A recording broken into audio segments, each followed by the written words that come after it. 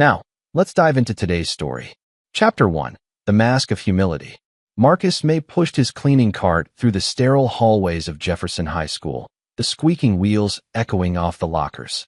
At 45, he appeared to be just another invisible maintenance worker, gray coveralls, worn boots, and calloused hands that suggested a lifetime of manual labor. But appearances, as he'd learned in 20 years of military intelligence, were the most powerful weapons of all. His wife, Kendra Morrison May, had been distant lately, coming home late from her job at the bank with weak excuses about overtime and client meetings. Their 15-year marriage had grown cold, but Marcus had been too focused on his current assignment to investigate. Sometimes the best intelligence officers missed what was happening in their own homes. His daughter Phyllis, 17 and sharp as her father, worked part-time in the school office. She was Marcus's pride, honor roll student, college-bound, everything he'd hoped she could become. When Tom Gentry, the principal and Marcus's father-in-law, had offered her the office job, it seemed like family looking out for family. Marcus had been working as Jefferson High's night janitor for 8 months now, part of a deep-cover operation investigating a teacher trafficking ring that the FBI had been unable to crack. His security firm, Phantom Investigations, specialized in cases that required absolute discretion and unconventional methods. The school board had hired him personally after 3 students had disappeared over 2 years, but only Marcus knew his true identity.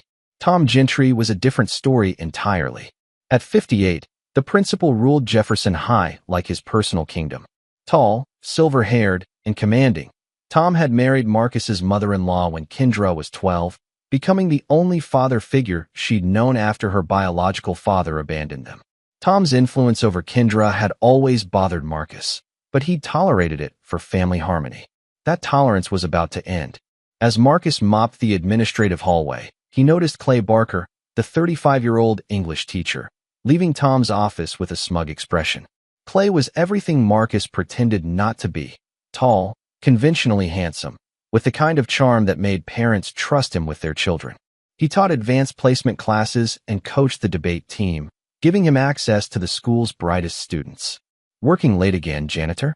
Clay's voice carried a condescending edge that made Marcus's jaw tighten. "Maybe you should focus more on actually cleaning instead of lurking around where you don't belong." Marcus looked up from his mop, letting his eyes show just enough confusion to maintain his cover. "Sorry, Mr. Barker. Just trying to do my job." Clay's laugh was cruel. "Your job is to clean up messes, not create them. Maybe you should remember that."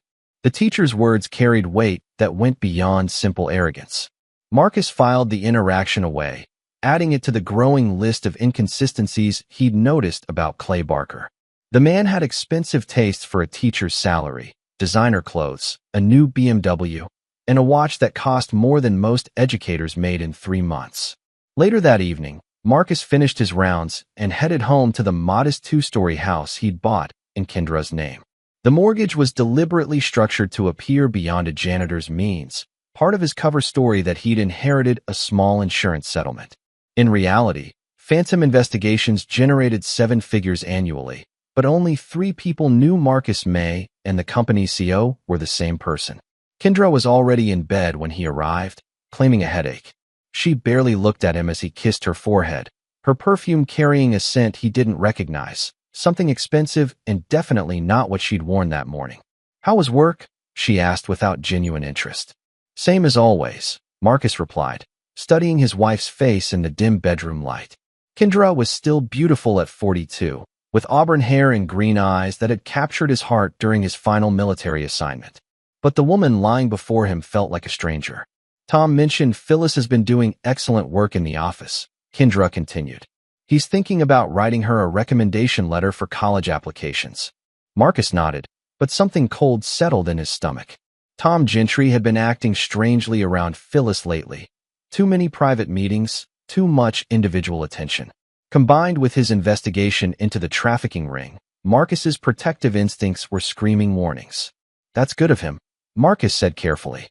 "Has Phyllis mentioned anything unusual about work?" Kendra's eyes flickered, just for a moment, but Marcus caught it. 20 years of reading enemy agents had taught him to recognize deception. "Nothing unusual. Why would you ask that?" "No reason. Just want to make sure she's comfortable there." Kendra rolled over, ending the conversation. I'm sure she's fine. Tom knows what he's doing. As his wife's breathing settled into sleep, Marcus stared at the ceiling. 3 relationships he'd trusted implicitly, his wife, his father-in-law, and his daughter's safety, were showing cracks. In his line of work, cracks became chasms quickly. He slipped out of bed and moved to his home office, a converted basement room that Kendra rarely visited. Behind a false wall, Marcus accessed his real workspace, multiple monitors, encrypted communication equipment, and files that would make most people question everything they thought they knew about suburban life. A quick check of his surveillance equipment showed 2 missed calls from Danny Rice, his second-in-command at Phantom Investigations. Danny had been Marcus's communications specialist in the military and now served as the public face of their company. The return call was answered immediately. "We've got a problem." Danny's voice was tense. "The surveillance on Jefferson High picked up something tonight. Clay Barker met with 3 men in the parking lot after hours. We couldn't get clear audio, but one of them matched the description of Vincent Torres, known trafficker who's been on our watch list." Marcus felt ice form in his veins. "Send me everything." "And Danny? Start a full background check on Barker. I want to know every detail of his life going back to elementary school." "Already started." "But Marcus, there's something else. The meeting wasn't random. Barker was expecting them. He knew exactly when and where to be." "How long have you been watching him?" 2 weeks. But here's the thing. He's been staying late at school almost every night, always in the same classroom. We think he's using it as a staging area." Marcus closed his eyes, pieces of a horrifying puzzle beginning to align. "What classroom?" "Room 237. According to the school directory, that's where he holds his special tutoring sessions for select students. The same classroom where Phyllis had mentioned staying late to help with filing projects. The same classroom Tom Gentry had specifically recommended she assist with. "I want 24-hour surveillance on Barker starting tomorrow," Marcus said, his voice deadly calm. "And get me everything on Tom Gentry, financial records, travel history, communication logs. Everything." "You think the principal's involved?" Marcus thought about Tom's smug confidence, his control over school policies, his access to student records and schedules. "I think we're about to discover just how deep this goes." After ending the call, Marcus sat in the darkness of his hidden office. For 8 months, he'd been hunting predators who used their positions of trust to destroy young lives. He'd never imagined the hunt would lead to his own family's doorstep. But if Tom Gentry and Clay Barker thought they could use his daughter as a pawn in their sick game, they were about to learn that some janitors cleaned up more than just spilled coffee and broken glass. They were about to meet the real Marcus May. Chapter 2. Cracks in the Foundation. The next morning brought autumn's first real chill to Jefferson High, and Marcus arrived early for his shift. His supervisor, Lewis Ingram, barely looked up from his coffee as Marcus signed in. "You're here early again, May. Getting a little too eager for a minimum wage job, don't you think?" Marcus shrugged, playing his role. "Just want to do good work, Mr. Ingram. Maybe earn a raise someday." Lewis snorted. "Raises are for people with ambition. Janitors like you are lucky to have steady work." If Lewis only knew that Marcus's ambition had led him to uncover corruption rings in 3 countries and accumulate enough wealth to buy the entire school district twice over. But humility was Marcus's greatest weapon. Let them underestimate him while he gathered intelligence. His first stop was room 237, Clay Barker's classroom. Marcus had legitimate reasons to be there. The trash needed emptying and the floors required cleaning. But as he worked, his trained eyes cataloged details that would escape most observers. The room felt wrong. The desks were arranged to create blind spots from the hallway windows. A filing cabinet in the corner had scratches around the lock consistent with frequent opening. Most telling, the air carried a faint chemical scent that didn't belong in an English classroom. Something medicinal, possibly sedative. "You're thorough, I'll give you that." Marcus spun to find Clay Barker watching him from the doorway. The teacher's smile was predatory, his eyes calculating. "Mr. Barker, I didn't hear you come in." "I'm sure you didn't." Clay stepped into the room, closing the door behind him. "You know, Marcus, it is Marcus, right? I've been watching you work. You're very observant for a janitor." The use of his first name was intentional, a power play designed to establish dominance. Marcus kept his expression neutral while his mind raced. "How much did Clay suspect?" "Just trying to do a good job, sir." "I'm sure you are." Clay moved closer, his presence deliberately intimidating. Tell me, how's your daughter Phyllis? She's been such a help with my after-school projects. Every instinct Marcus possessed screamed danger. She enjoys helping out. Says you're a good teacher. I try to give special attention to students with potential. Clay's smile grew wider. Phyllis has tremendous potential. I'd hate to see anything interfere with her development. The threat was subtle but clear. Marcus felt rage building in his chest, a cold, controlled fury that had once made him legendary among his military peers. But he forced his voice to remain steady. I'm sure she appreciates the guidance. I'm sure she does. Clay opened the filing cabinet, his back to Marcus. You know, the school board has been discussing budget cuts. Maintenance positions are always the first to go during tough times. I understand, sir. Do you? Clay turned back around, holding a thick folder. Because I'd hate to see hardworking family men lose their jobs over misunderstandings. Marcus noticed the folder's label, Special Students, Confidential. His daughter's name was visible on one of the tabs inside. I don't misunderstand much, Mr. Barker. Something shifted in Clay's expression, a flicker of uncertainty that suggested Marcus's tone had been sharper than intended. But the teacher recovered quickly. Good. Then we understand each other perfectly. Clay moved to his desk, placing the folder in a locked drawer. I'll see you around, Marcus. Give my regards to Phyllis. After Clay left, Marcus continued cleaning while his mind processed the encounter. The teacher knew his identity was questionable, that much was clear. But did he know about phantom investigations? Or did he simply suspect Marcus was more than he appeared? More importantly, the folder suggested Clay was documenting his interactions with specific students, including Phyllis. That level of organization indicated a systematic operation, not random opportunism. Marcus finished the classroom and moved through his regular route, but his attention kept returning to the administrative offices. Tom Gentry's door was closed, but voices carried through the thick wood. Two men speaking in hushed, urgent tones. Can't afford any complications right now. New shipment arrives Thursday. Make sure the girl doesn't. The conversation stopped abruptly as footsteps approached the door. Marcus quickly resumed mopping, his back to the office as Tom emerged with a man he didn't recognize, mid-40s, expensive suit, and the kind of watchful eyes that suggested professional paranoia. Marcus, Tom's voice carried forced cheerfulness. Working hard as always, I see. Yes, sir, Mr. Gentry. The stranger studied Marcus with obvious suspicion. This is your son-in-law? The janitor. Tom's laugh was condescending. That's right. Marcus here keeps our halls spotless. Don't you, Marcus? I do my best, sir. I'm sure you do. The stranger's gaze lingered on Marcus's hands. Hands that, despite months of maintenance work, still showed the calluses and scars of a different life. Tom tells me your daughter works here too. Part-time in the office. She's a good student. I'm sure she is. The man's smile was cold. Tom has excellent judgment about young people. Always has. After the stranger left, Tom lingered in his doorway. Marcus, I hope you're not getting too comfortable here. Budget constraints might force some difficult decisions soon. Another threat, this one from family. Marcus met his father-in-law's gaze directly. I'm grateful for the opportunity, Tom. I hope I can continue serving the school's needs. We'll see. Tom's expression hardened. By the way, I've asked Phyllis to stay late tomorrow night. Special project that requires her particular skills. The words hit Marcus like physical blows. Tomorrow was Thursday, the same day the conversation had mentioned a shipment. His daughter was being positioned for something, and Tom was orchestrating it.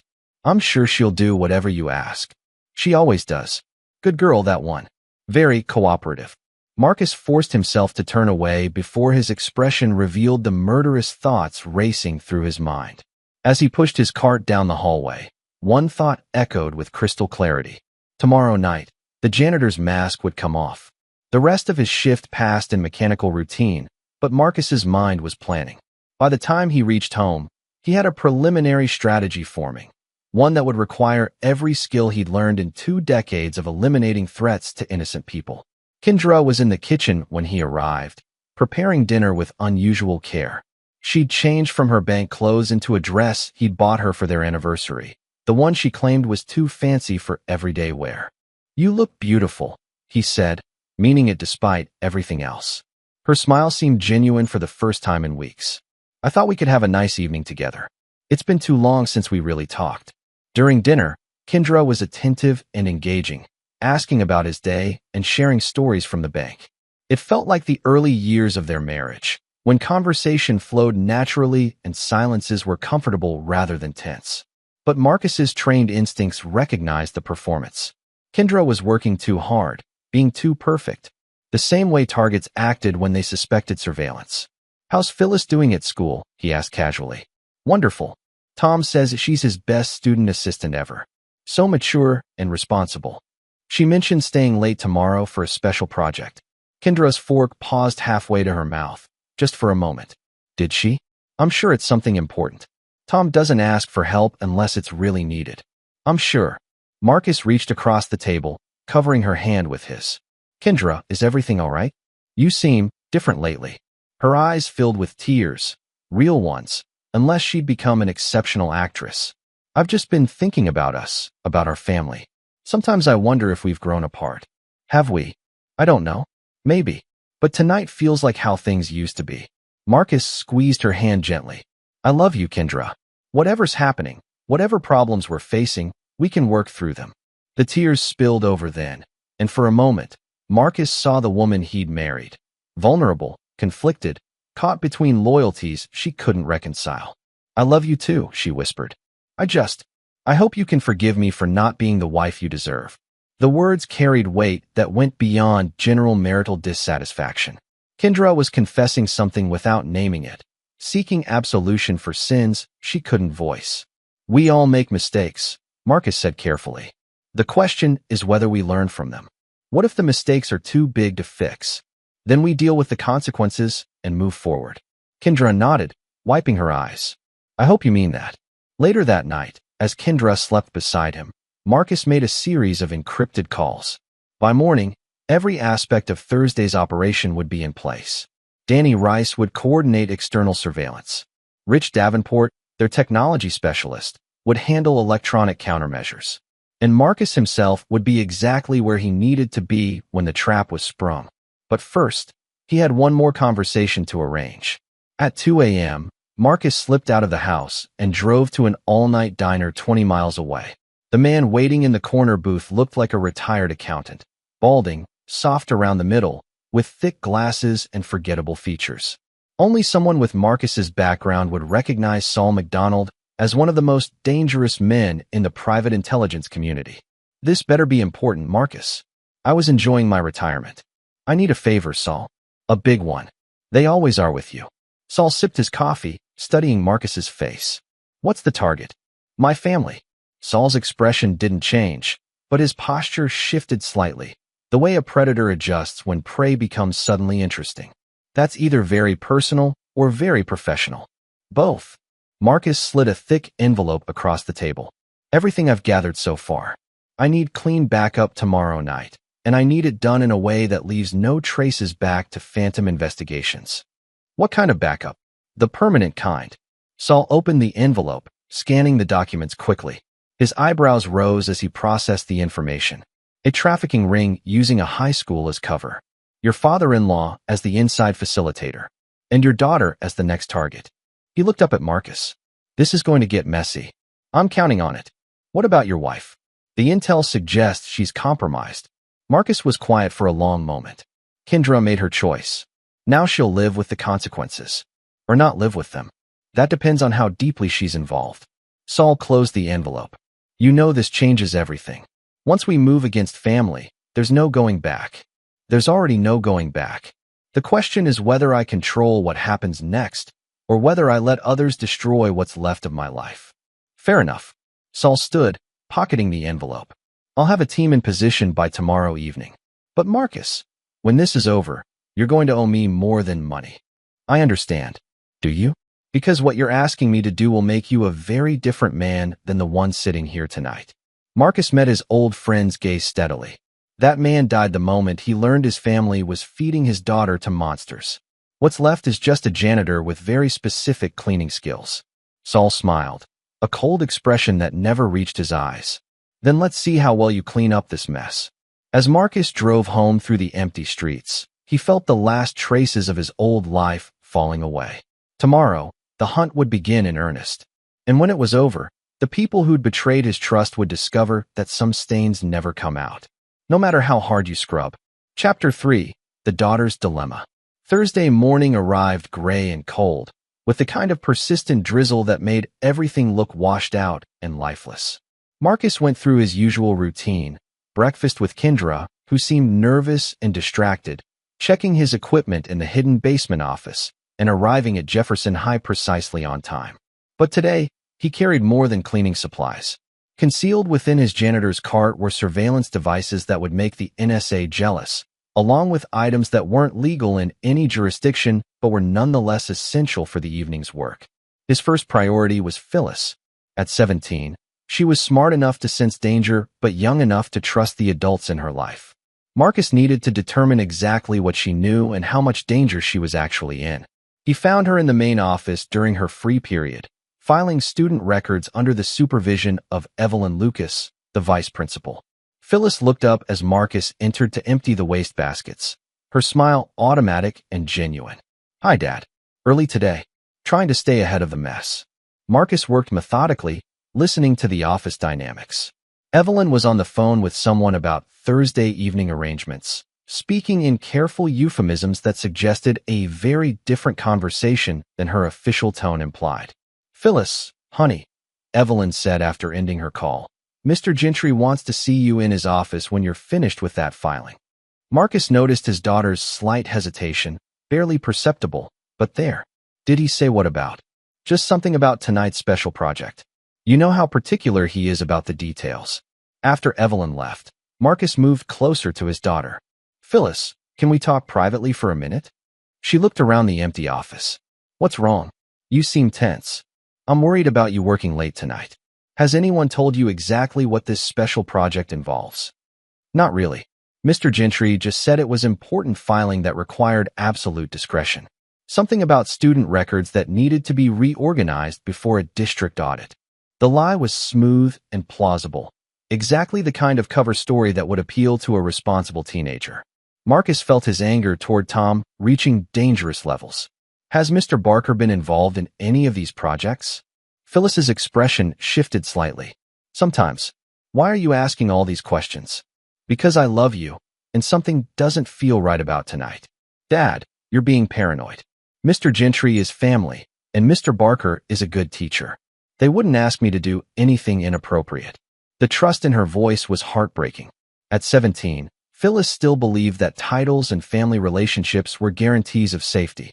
Marcus had seen too much of the world to share that innocence. "I want you to promise me something," he said quietly. "If anything tonight feels wrong, anything at all, you leave immediately and call me. No matter what anyone tells you about being rude or unprofessional." "Dad, you're scaring me." "Good. Being a little scared will keep you safe." Phyllis studied her father's face with the same analytical intelligence she'd inherited from him. "There's something you're not telling me. There's a lot I'm not telling you. But promise me about tonight." "I promise." "But Dad, are we in some kind of trouble?" Marcus kissed her forehead. "Not if I can help it." The rest of the morning passed with Marcus positioning surveillance equipment throughout the school. Micro cameras went into ventilation grates, audio devices attached to the undersides of desks, and tracking beacons found their way into the personal belongings of several faculty members. By noon, he had clear intelligence on the evening's real agenda. The special filing project was scheduled to last until 8 p.m., well after normal school hours. Clay Barker would be present, along with 2 district officials whom Marcus recognized from his surveillance photos as known traffickers. Tom Gentry had arranged for all other staff to be gone by 6 p.m. Marcus's communication device buzzed with an encrypted message from Danny Rice. "External surveillance in position. Saul's team ready. Transport vehicle identified. Black panel van. License plate matches known trafficking network. Estimate 6 to 8 hostiles." The reply was simple. "Understood. Execute on my signal." At 3 p.m., Marcus made a decision that would haunt him for the rest of his life. He called Phyllis's phone with a message that would either save her or destroy their relationship forever. "Phyllis, this is Dad. I need you to listen very carefully and do exactly what I say." Chapter 4. The Web Unravels. The call to Phyllis lasted exactly 90 seconds, but it contained instructions that transformed her from an unknowing victim into an active participant in her own rescue. Marcus had trained enough operatives to recognize potential, and his daughter possessed the same analytical mind that had made him legendary in intelligence circles. "Dad, what you're asking me to do could get people in serious trouble. The people involved are already in serious trouble. The question is whether you're going to be one of them." After ending the call, Marcus received a text message that made his blood run cold.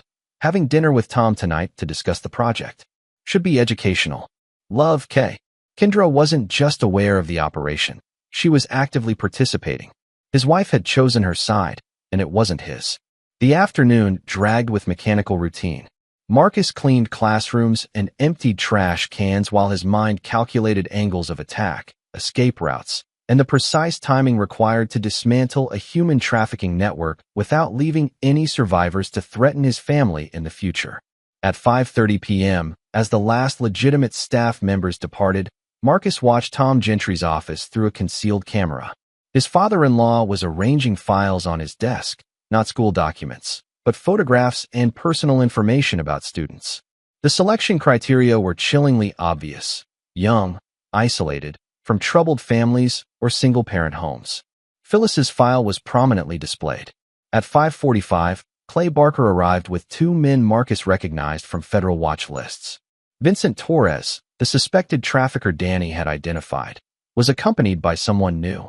A thin, nervous man with the kind of desperate energy that suggested he was either very new to the business or very close to being eliminated from it. Marcus activated his encrypted communicator. "All units, this is Control.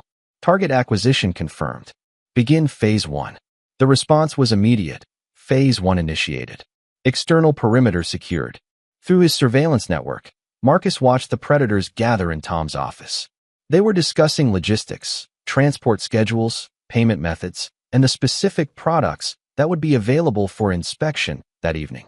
"The girl is perfect," Torres was saying. "Young enough to train properly, old enough to be profitable immediately. And her father's connection to the school makes this entire operation bulletproof." "Marcus won't be a problem," Tom replied confidently. "He's too stupid to see what's happening and too dependent on this job to ask inconvenient questions." Clay laughed. "Even if he did figure it out, who's going to believe a janitor over a principal and an award-winning teacher?" "What about the wife?" the nervous man asked. "Kendra's been very helpful in keeping Marcus distracted. She understands the consequences of causing problems." Marcus felt something cold and final settle in his chest. The conversation confirmed his worst fears about Kendra's involvement while revealing the full scope of the betrayal. His wife hadn't just been unfaithful, she'd been actively facilitating his daughter's victimization. At 6:15, Phyllis arrived for her special project. Marcus watched through hidden cameras as Tom greeted her with false warmth, explaining that they'd be working in Clay's classroom for better organization. "Where are the files we're supposed to organize?" she asked as they entered room 237. "Mr. Barker will bring them shortly. For now, why don't you have some water? It's been a long day." Tom handed her a bottle that Marcus recognized as similar to ones he'd seen Clay preparing earlier. The liquid inside was slightly cloudy, a detail that would escape most observers but set off every alarm in Marcus's experienced mind. "Actually, I'm not thirsty right now," Phyllis said, setting the bottle aside. "Should I start setting up the filing system?" Tom's expression tightened slightly. "The water will help you stay focused. It's important to stay hydrated during detailed work. I'll drink it later. Where would you like me to start with the filing?" Marcus felt pride and terror in equal measure. His daughter was following his instructions perfectly, polite but evasive, buying time while avoiding any substances they offered. At 6:30, Clay arrived with the other two men. The dynamic in the room shifted immediately as Phyllis realized this wasn't a normal school project. "Mr. Gentry, I don't think I'm supposed to be here during a faculty meeting." "You're exactly where you're supposed to be," Clay replied, his voice losing all pretense of professional courtesy. "In fact, you're the reason we're all here." The nervous man moved to block the door, while Torres approached with a confidence that spoke of extensive experience in these situations. "Phyllis," Tom said, his grandfather mask finally slipping away, "it's time you learned about your real value to this family." Marcus's hand moved to his communicator. "All units, execute Phase 2. Targets are active. Repeat, targets are active. But before he could move, his daughter did something that proved she was definitely his child. You know what's interesting about modern technology? Phyllis said conversationally, reaching into her backpack. My father taught me that the most important thing about any situation is having better information than the other people involved. She pulled out a device that looked like a student calculator, but was actually a military-grade panic beacon Marcus had given her 3 years earlier. For instance, did you know that this entire conversation has been broadcast live to the FBI field office in Richmond? Or that there are federal agents positioned at every exit of this building? The silence that followed was deafening. Torres was the first to react, lunging toward Phyllis with practiced violence. He never reached her. Marcus came through the classroom window in an explosion of glass and contained fury, 20 years of lethal training focused on a single objective: protecting his daughter from the monsters who tried to destroy her innocence. The fight lasted less than 30 seconds. When it was over, Torres was unconscious. The nervous man was handcuffed to a desk, and Clay Barker was learning that English teachers weren't trained for close-quarters combat with former Special Forces operators. Tom Gentry stood in the corner, his face white with shock and sudden understanding. You're not really a janitor. Marcus looked at his father-in-law with eyes that held no warmth, no forgiveness, and no mercy. No, Tom, I'm not. Chapter 5, The Principal's Fall. The aftermath of violence always carried a strange quality of time, moments that stretched like hours while adrenaline processed and reality reasserted itself. Marcus stood in the destroyed classroom, his daughter safe behind him, while Tom Gentry finally understood that his carefully constructed world was collapsing. Phyllis, are you hurt? Marcus asked without taking his eyes off the remaining threats. I'm okay, Dad. The FBI agents you mentioned are actually my team, not federal agents. We needed them to believe they were caught in a federal operation rather than a private one. Danny Rice and Rich Davenport entered through the broken window, dressed in tactical gear that suggested serious government authority. To outside observers, they were exactly what Phyllis had claimed: federal agents executing a planned operation. Building secured, Danny reported. 3 additional vehicles intercepted attempting to leave the premises. We have a total of 8 suspects in custody. Tom found his voice, though it shook with fear and growing rage. You can't do this. I'm a school principal. I have rights. I have connections. Marcus turned to face his father-in-law fully. You have the right to remain silent. Everything else depends on how cooperative you decide to be. Cooperative? You just destroyed my office, attacked my associates, and terrorized a minor. When the real authorities arrive. The real authorities won't be coming, Rich interrupted, displaying a set of credentials that looked absolutely authentic. This is a federal operation investigating interstate trafficking. Local law enforcement has been instructed to maintain perimeter security only. The beauty of Marcus's cover story was its simplicity.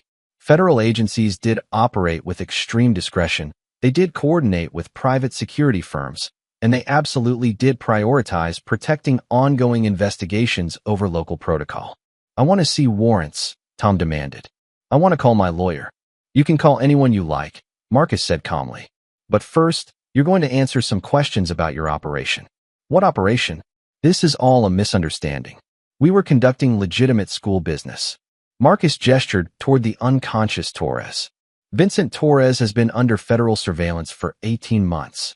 His presence here, along with the drugged water bottle and your discussion of products and profitability, suggests this goes well beyond school business. Tom's confidence was cracking visibly. I don't know what you think you heard. We heard everything. Every conversation, every plan, every discussion of how my daughter would be perfect for training. Marcus's voice carried a lethal calm that made everyone in the room step back slightly. The question isn't what we know. The question is what you're going to do to minimize the consequences. Phyllis was watching the interrogation with fascination and growing understanding. Dad, when you said you weren't really a janitor, what exactly do you do? I solve problems that other people can't handle, Marcus replied without breaking eye contact with Tom. And right now, I'm solving a very big problem. Tom was sweating despite the cool evening air. If this is really federal, then I want to make a deal. I have information about the network, names, locations, financial records. Start talking. Not here. Not with witnesses. I need guarantees about immunity, Witness protection. Marcus smiled, and it was not a pleasant expression. Tom, you seem to be misunderstanding the situation. This isn't a negotiation. This is you explaining why my team shouldn't turn you over to Vincent Torres's competitors after they learn you've been caught. The color drained from Tom's face. You can't. That's murder. That's business. The trafficking network doesn't forgive people who compromise operations. They certainly don't forgive people who get federal attention drawn to their activities. I'll tell you everything. Names, dates, financial accounts. The whole network. In exchange for what? Protection. A new identity. Enough money to disappear properly. Marcus studied his father-in-law with cold calculation. That depends on how valuable your information proves to be, and how honest you are about your involvement with my family. Your family. Kendra. How long has she been helping you? Tom's silence stretched until Rich made a show of checking his watch. We should probably get moving. Torres's people will be expecting a check-in soon. 6 months, Tom said quickly. Kendra's been helping for 6 months. But she didn't know about the trafficking. She thought it was just other things. What other things? Financial irregularities. Moving money through the school's accounts. She works at First National. She has access to banking systems that made the money laundering easier. Marcus felt another piece of his world crumble. Kendra wasn't just aware of illegal activities. She was an active participant in financial crimes that funded human trafficking. And tonight? What was her role tonight? She was supposed to keep you distracted. Make sure you didn't come to the school or ask questions about Phyllis working late. By having dinner with you. Bye. Tom hesitated, then seemed to realize that partial truth would be more dangerous than complete honesty. By sleeping with Clay. She's been doing that for 3 months now. He convinced her it was necessary to keep the financial operation secret. The words hit Marcus like physical blows, but his expression never changed. 20 years of intelligence work had taught him to compartmentalize emotional pain until it could be processed safely. Phyllis gasped. Mom's been cheating? Your mother made choices, Marcus said quietly. Bad choices that put you in danger. Danny's radio crackled with an encrypted message that only Marcus would understand. Subject K is en route to the school. ETA 10 minutes. Kendra was coming, probably expecting to find her daughter drugged and helpless, ready for transport to hell. Change of plans, Marcus announced. Tom, you're going to call Kendra and tell her the project is running late, but everything is going according to plan. I won't. Rich moved with casual efficiency, pressing a device against Tom's neck that delivered a precisely calibrated electrical shock. Not enough to cause permanent damage, but more than enough to demonstrate serious intent. You misunderstood, Marcus said as Tom recovered. That wasn't a request. Tom made the call with shaking hands, delivering exactly the message Marcus had dictated. To anyone listening, it would sound like confirmation that Phyllis was secure and the operation was proceeding normally. Excellent. Now we wait for my wife to arrive. Dad, Phyllis said softly. What's going to happen to Mom? Marcus looked at his daughter, brave, intelligent, and still innocent enough to hope that family betrayals could be forgiven and forgotten. That depends entirely on what your mother does when she gets here. But Marcus already knew what Kendra would do. She would arrive expecting to find her daughter defeated and helpless. She would see the destruction and realize the operation had failed. And then she would make the final choice that determined whether she lived through the night or joined the other casualties of her betrayal. Outside, car headlights swept across the parking lot as Kendra Morrison-May drove toward a reckoning she couldn't possibly imagine. Marcus checked his watch and activated his communicator one final time. Saul, this is Control. Execute Phase 3. Target is approaching. Copy that. Phase 3 initiated. The final act was about to begin. Chapter 6. The Wife's Betrayal. Kendra's BMW pulled into the school parking lot at exactly 8:17 p.m., her headlights cutting through the October darkness. Marcus watched through the surveillance system as his wife sat in her car for several minutes, checking her appearance in the rearview mirror and taking deep breaths that suggested she was preparing for something difficult. She was dressed for seduction, the black dress he'd bought her for their anniversary, jewelry that caught the light, perfume that would linger in the air long after she left. Every detail calculated to appeal to Clay Barker's ego and ensure his cooperation in whatever came next. She looks beautiful, Phyllis said quietly, watching the same feed. Your mother has always been beautiful, Marcus replied. That was never the problem. Through his earpiece, Saul's voice was calm and professional. Subject is moving toward the building. She's carrying a small overnight bag and appears to be expecting to stay for an extended period. The bag was interesting. It suggested Kendra believed tonight would be more than a simple distraction, that she was planning to be with Clay long enough to require a change of clothes. Or perhaps she was planning to disappear entirely once the operation was complete. Tom, Marcus said without turning around, when Kendra arrives, you're going to tell her exactly what she expects to hear. The operation succeeded, Phyllis has been secured, and everything is ready for the next phase. And if I refuse? Rich held up a small device that looked like a smartphone, but was actually a remote detonator. Then we find out how well this classroom survives a controlled explosion with you inside it. Tom's face went white. You're bluffing. Federal agents don't. We're not federal agents, Danny said cheerfully. We're private contractors working outside normal legal constraints. Our job is to solve problems permanently, not arrest people and hope they stay arrested. The psychological pressure was deliberate and effective. Tom was beginning to understand that his situation was far worse than a federal investigation. He was dealing with people who had no legal limitations on their methods or their goals. Marcus's earpiece crackled again. Subject has entered the building. She's moving directly toward the administrative wing, suggesting familiarity with the layout during after-hours periods. Positions, everyone. Tom, remember, convince her that everything went according to plan. They could hear Kendra's heels clicking on the hallway tiles as she approached. When she knocked on the classroom door, the sound was confident and eager. Tom? Clay? How did everything go? Tom looked at Marcus, who nodded once. Come in, Kendra. We need to talk. Kendra entered the classroom and immediately froze. The broken window, overturned desks, and unconscious figures on the floor painted a picture of catastrophic failure. But it was the sight of her husband and daughter, very much awake and unharmed, that made her face go white with shock. Marcus? Phyllis? What are you doing here? The better question, Marcus said calmly, is what you're doing here.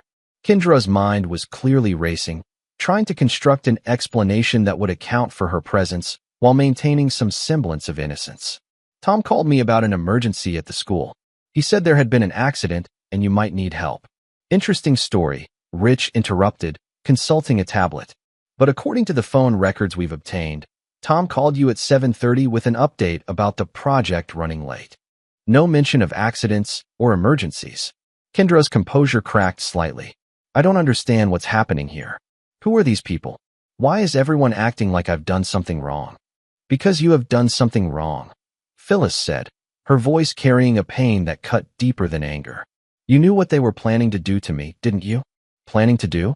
Honey, I don't know what anyone's told you, but they told me everything, Mom. About the trafficking, about the money laundering, about you and Mr. Barker. The words hung in the air like poison gas, contaminating everything they touched. Kendra looked around the room desperately, seeking an ally or an escape route that didn't exist. Marcus, whatever you think you know, there's an explanation. There always is, Marcus replied. The question is whether it's true. I love you. I love our family. I would never do anything to hurt Phyllis. But you would drug her and hand her over to human traffickers? What? No. That's insane. I would never. Danny held up a recording device. Would you like to hear your conversation with Clay Barker from 2 nights ago? The one where you discussed the best way to ensure Phyllis would be cooperative during the transition. Kendra's face went from white to gray. You've been spying on me. I've been protecting my daughter from her own mother. The accusation hit like a physical blow. Kendra stumbled backward, her carefully constructed facade finally crumbling completely. You don't understand the pressure I've been under. The threats. The promises. Clay said if I helped with this one operation, we could disappear together. Start fresh somewhere else. With the money you made selling my daughter. It wasn't supposed to happen to Phyllis. The plan was to use other students, troubled kids who wouldn't be missed. But then the opportunity arose, and Clay said it would be perfect cover because no one would suspect family involvement. The confession spilled out like water through a broken dam. Months of guilt, fear, and self-justification poured into the open, revealing the full scope of Kendra's betrayal. How many other students? Marcus asked, his voice deadly quiet. I don't know. 7, 8. I didn't ask for details. Their names. I can't remember. Rich moved toward her with the same casual efficiency he'd shown with Tom, but Marcus held up a hand. Phyllis, please wait in the hallway. Dad, now. His daughter left reluctantly, understanding that what came next wasn't something she should witness. The door closed behind her with the finality of a vault ceiling. Let me explain something to you, Kendra, Marcus said, moving closer to his wife. For 6 months, I've been hunting a trafficking ring that was using this school as a hunting ground. I've documented 8 missing students, tracked financial transactions totaling over $2 million, and identified a network that spans 4 states. Marcus, I'm not finished. For 6 months, I've been working to destroy the people responsible for turning children into commodities. And today I discovered that my own wife, the mother of my child, was not only aware of the operation but actively facilitating it. Kendra was crying now, but the tears looked more like fear than remorse. I didn't have a choice. They threatened to kill you if I didn't cooperate. They threatened to kill me? Clay said the organization had resources, connections, that if I refused to help, they would make both of us disappear. So you decided to sacrifice our daughter instead? I hoped, that when the time came, I could find a way to protect her. But the pressure kept building, and Clay kept pushing, and tonight was supposed to be the end of it. Marcus studied his wife's face, searching for any trace of the woman he'd married 15 years ago. But all he saw was a stranger who'd chosen convenience over family, self-preservation over her own child's safety. Do you love him? The question seemed to surprise her. Who? Clay. Yes. I thought I did. He made me feel important, valuable, like I was more than just a banker's wife married to a janitor. Except I'm not a janitor. I know that now.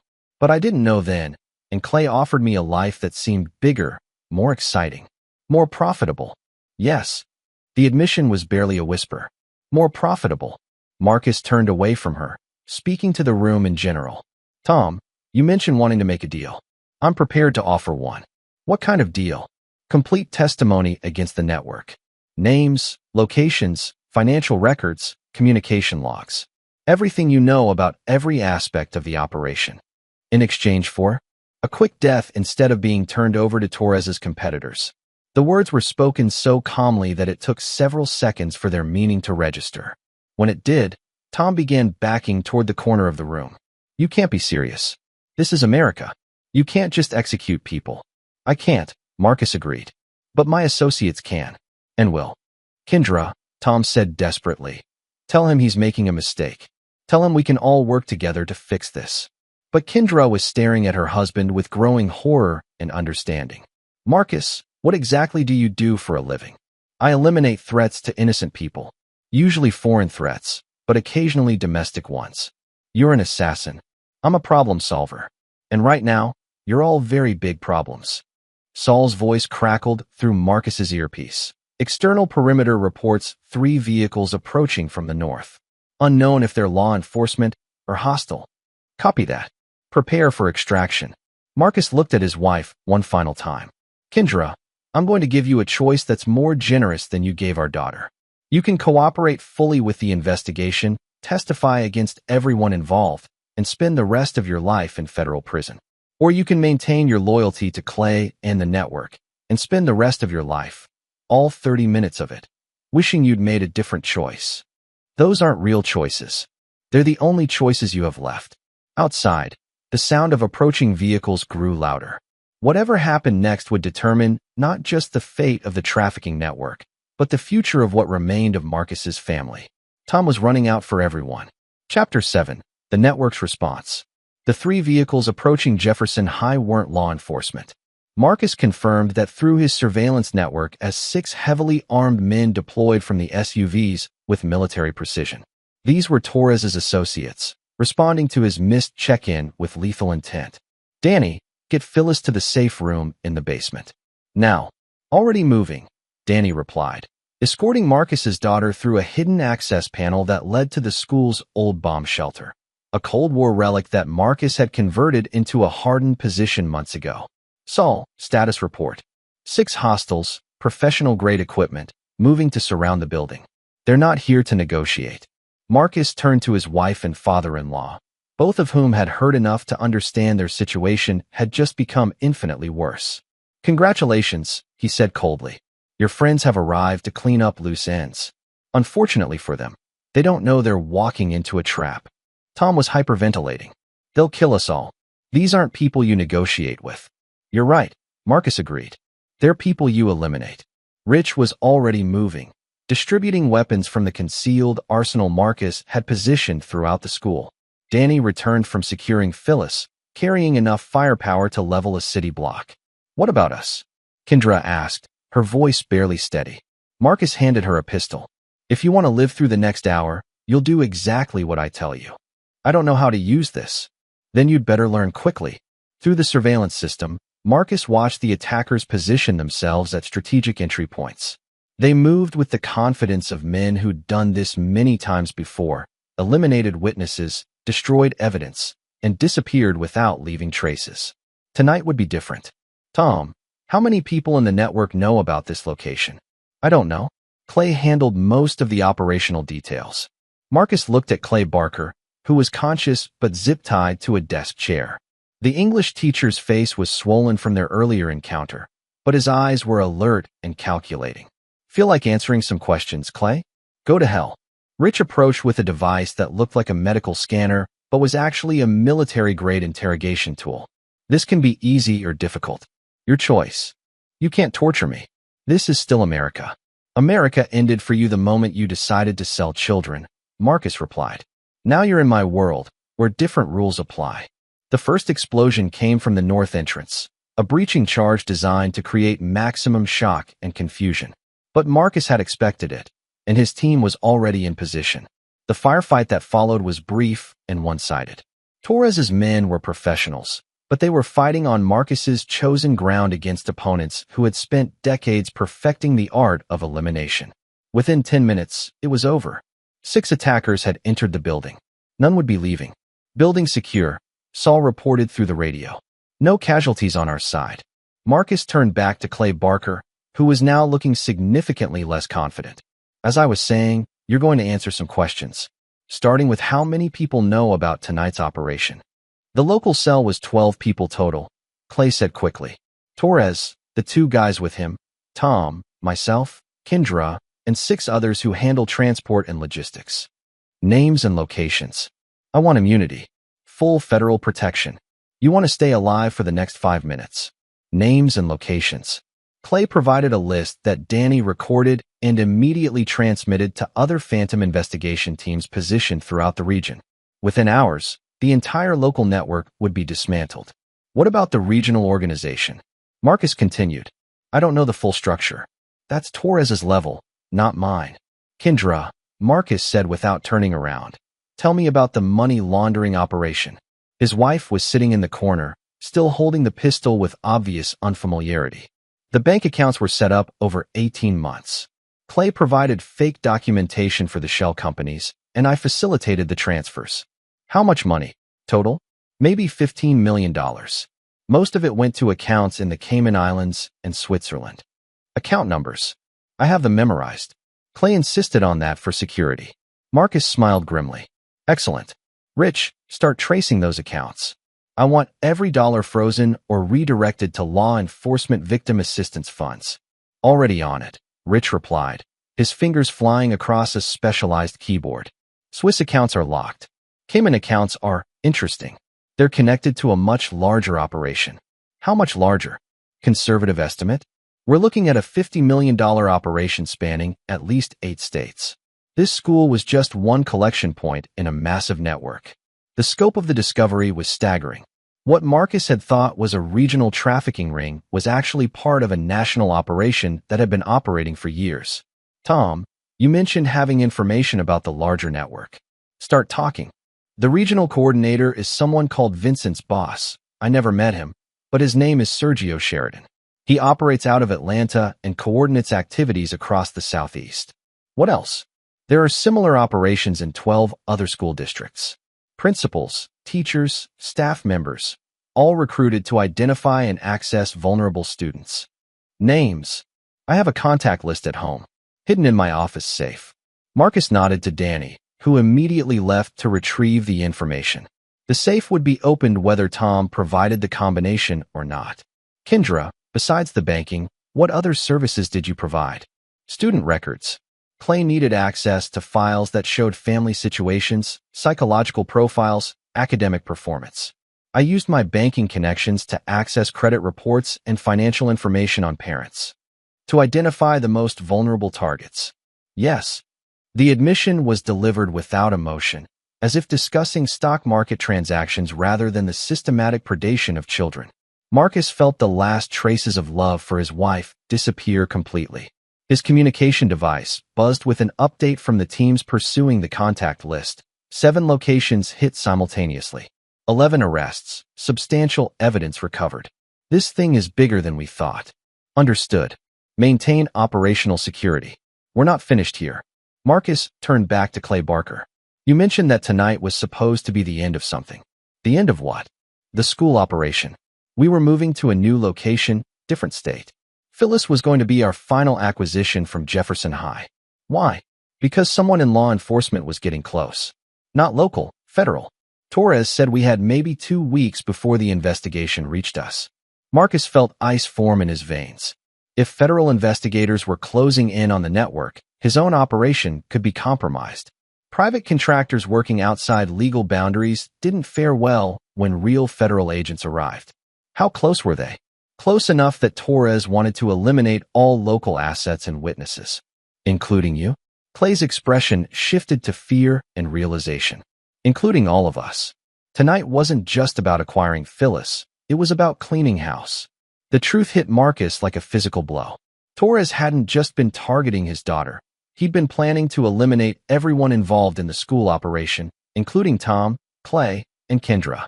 They'd all been marked for death, whether they knew it or not. So you were betraying people who were already planning to kill you. I didn't know. Torres never said anything about elimination. He just said we were relocating.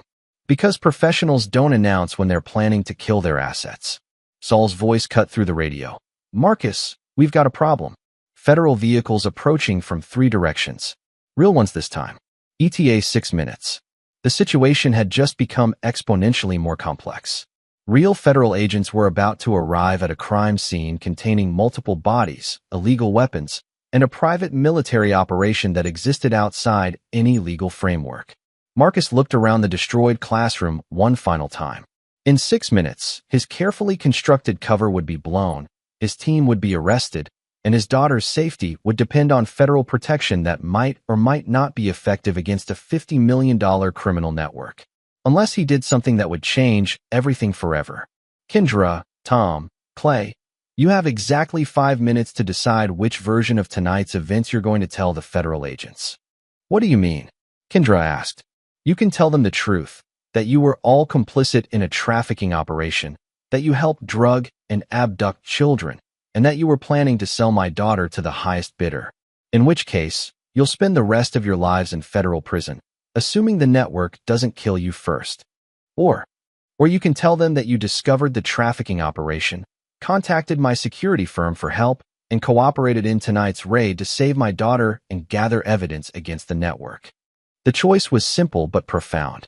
Truth meant certain imprisonment and possible death. Lies meant potential freedom but permanent dependence on Marcus's protection. What happens if we choose the second option? Tom asked. Then you become my assets for the rest of your lives. You do what I tell you, when I tell you, without question or hesitation. And if we refuse? Marcus smiled, and for the first time that night, it reached his eyes. Then you don't live long enough to tell the federal agents anything. Outside, the sound of approaching sirens grew louder. Tom was running out for everyone. Chapter 8, Federal Complications. The FBI vehicles formed a perimeter around Jefferson High with the precision of a military operation. Marcus watched through his surveillance system as agents deployed with tactical gear and the kind of grim efficiency that suggested this wasn't their first trafficking raid. Special Agent Regina Schaefer stepped out of the lead vehicle, a woman in her early 40s with the bearing of someone accustomed to command. Marcus recognized her from federal briefings. She was one of the Bureau's top experts on human trafficking networks, with a reputation for thoroughness that made criminals very nervous. Danny, status on the evidence preparation? Federal-grade documentation package complete. Financial records, communication logs, and physical evidence all properly cataloged. It'll hold up under any scrutiny. The beauty of Marcus's team was their ability to construct convincing alternate narratives on short notice. By the time federal agents entered the building, they would find a private security operation that had uncovered and disrupted a major trafficking ring while gathering evidence that could dismantle the entire network. Rich, what's the status on our legal cover? Phantom Investigations has a federal contractor license for exactly this type of operation. All weapons and equipment are properly registered. Our presence here is completely legitimate. Marcus turned to his 3 prisoners. Last chance to make your decision. Federal agents will be inside this building in 3 minutes. Tom was the first to break. I'll cooperate. Full cooperation. Whatever you need.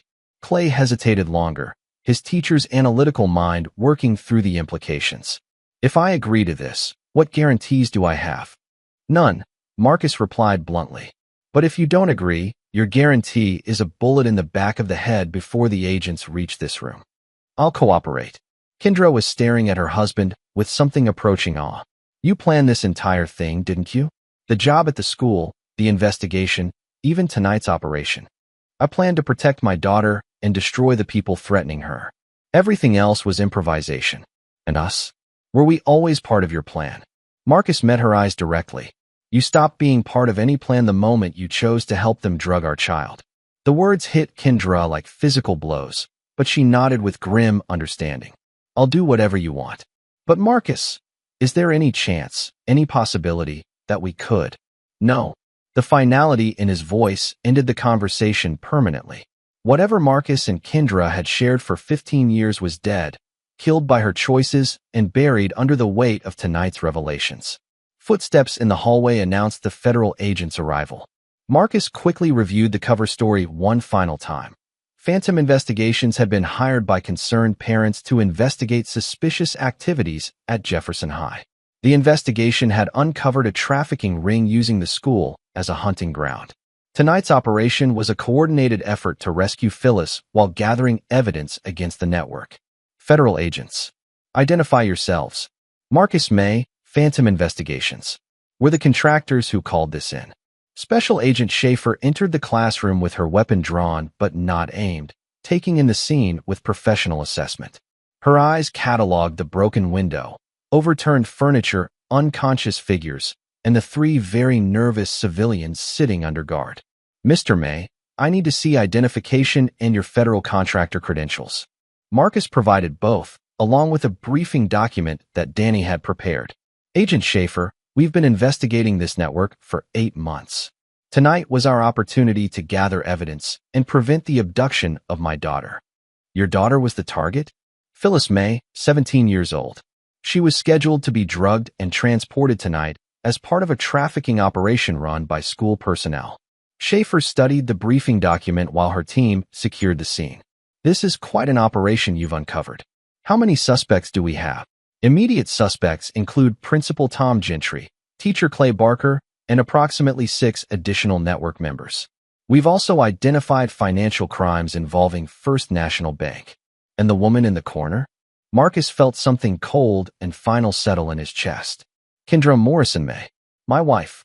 She was unknowingly drawn into the financial aspects of the operation through her position at the bank. The lie came easily, part of the cover story they'd agreed upon.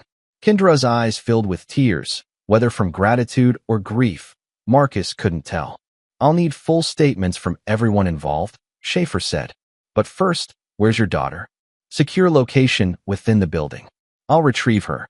Marcus left the classroom and made his way to the basement shelter where Phyllis waited with one of Danny's operatives.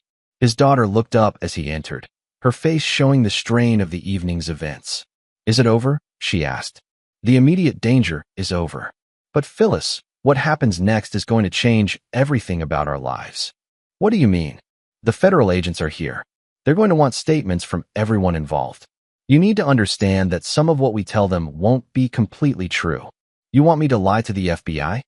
I want you to survive. And survival sometimes requires telling stories that protect the people you love. Phyllis studied her father's face with the same analytical intelligence that had helped her survive the evening. What's the story? Your mother was tricked into helping with financial crimes. She didn't know about the trafficking, and she tried to protect you when she discovered the truth. But that's not what happened. No. But it's what needs to have happened if your mother is going to avoid spending the rest of her life in federal prison. Even after what she did. Even after what she did. Phyllis was quiet for a long moment. Why are you protecting her? I'm not protecting her. I'm protecting you from having to live with the knowledge that your mother helped plan your abduction. The distinction was subtle but important. Marcus wasn't forgiving Kendra's betrayal. He was managing its consequences to minimize the damage to his daughter's future. What about our family? What about you and Mom? There is no more you and Mom. Tonight ended that permanently. But if she cooperates with the cover story, then she lives long enough to disappear into federal protection, and you never have to see her again. Phyllis nodded slowly. And if she doesn't cooperate, then she doesn't live long enough for it to matter. They returned to the main building together, father and daughter walking side by side through hallways that would never feel safe again. Agent Schaefer was waiting with questions that would determine everyone's fate. The next few hours would test every skill Marcus had learned in 20 years of creating believable cover stories. But for the first time all evening, he felt confident about the outcome. The federal investigation would uncover a massive trafficking network, dozens of arrests would be made, and millions of dollars in illegal assets would be seized. Clay Barker and Tom Gentry would spend decades in federal prison. The missing students would be found and returned to their families. And Marcus May would officially become a hero, a private investigator who'd risked everything to save his daughter and expose a nationwide criminal conspiracy. The truth was more complicated, but the truth had never been particularly useful in Marcus's line of work. What mattered was results. And tonight's results would protect his daughter while ensuring that everyone who'd threatened her would spend the rest of their lives paying for their mistakes. Justice, Marcus had learned long ago, was just another word for consequences delivered by people with the skills and resources to ensure those consequences were permanent. Chapter 9, New Beginnings. 6 months after the Jefferson High raid, Marcus stood in the conference room of Phantom Investigation's new headquarters, watching CNN's coverage of the final convictions in what the media had dubbed the school network scandal. 47 defendants across 8 states had been sentenced to a combined total of over 800 years in federal prison. Clay Barker had received life without parole.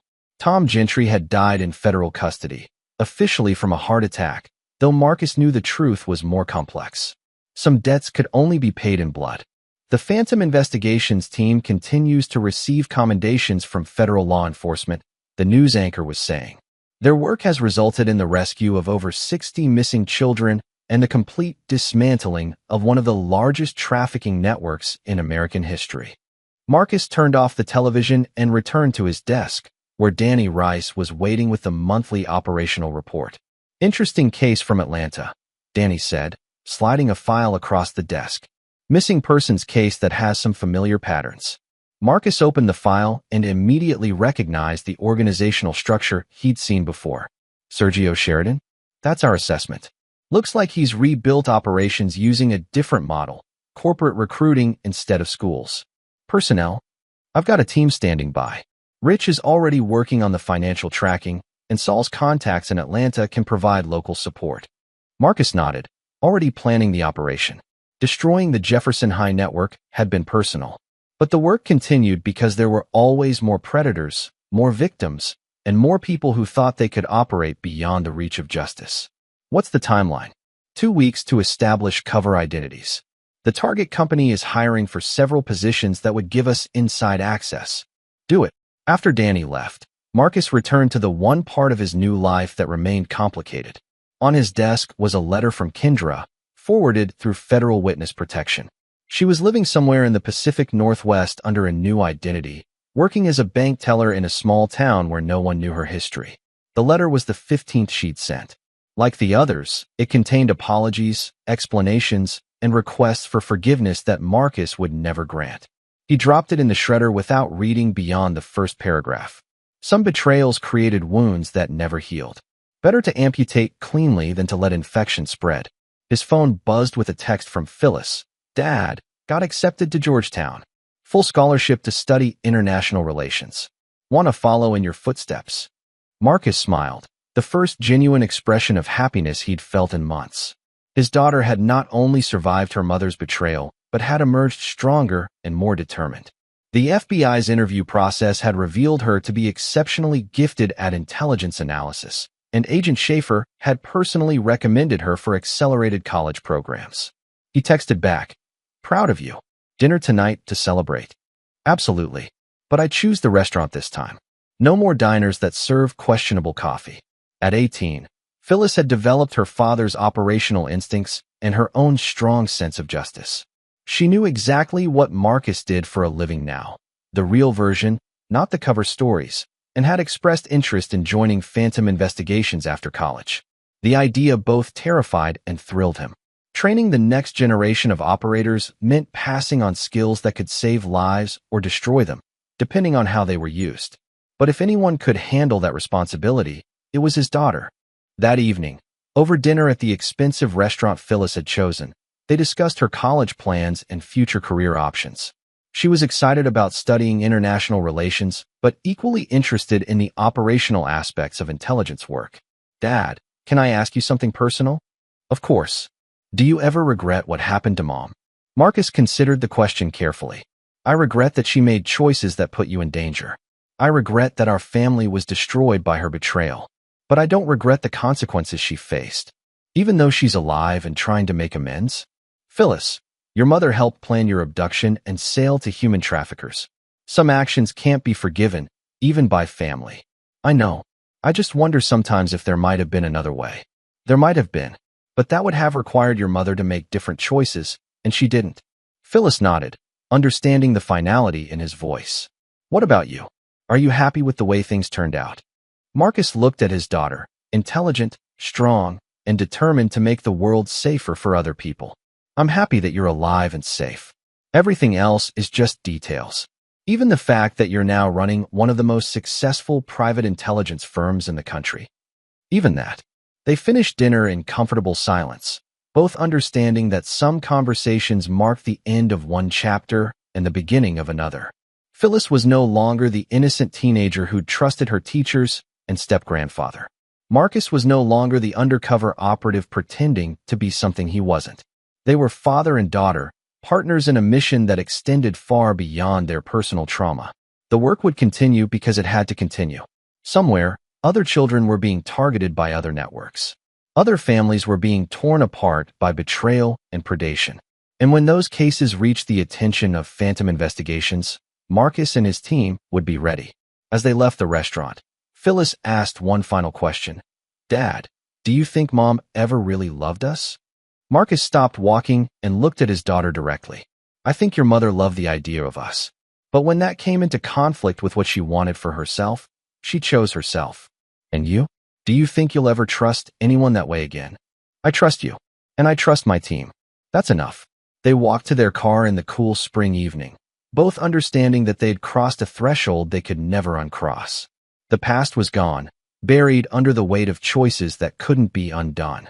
The future was theirs to build, one operation at a time.